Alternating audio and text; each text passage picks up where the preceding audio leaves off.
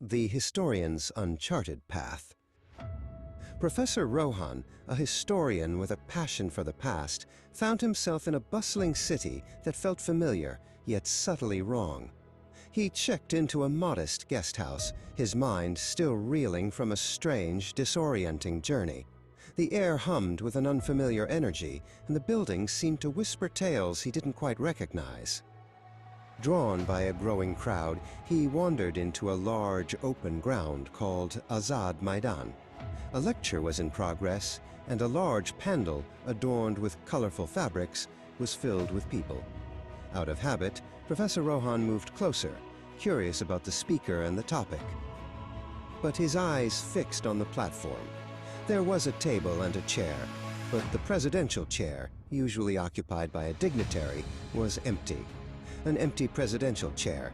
This was unheard of in his world, where such customs were deeply ingrained. A strange, powerful feeling compelled him forward, a sense of sacrilege. Like a magnet drawing iron, Professor Rohan strode towards the unoccupied chair. The speaker paused, shocked by the interruption. Then, the audience erupted. "Vacate the chair. We have no chairperson." "The chair is symbolic," they chanted, their voices a furious wave.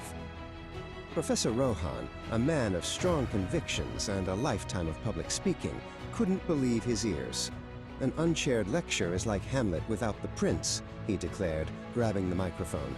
He tried to explain the importance of a presiding dignitary, but the crowd was beyond reason.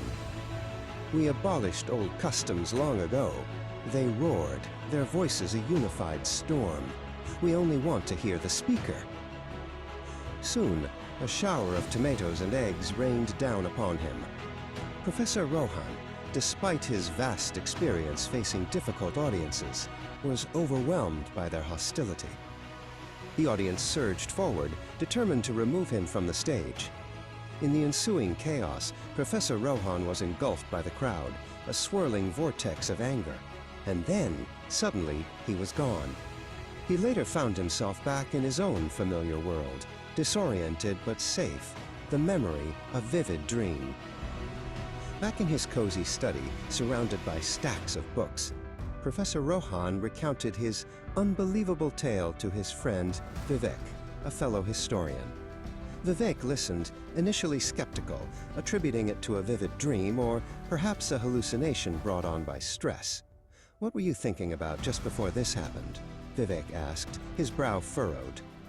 "Catastrophe theory and its implications for history," Professor Rohan replied, a glint in his eye. Then, with a triumphant flourish, he produced a torn page from his pocket, carefully preserved. "Look at this, Vivek. This is my proof, my tangible link to that other reality."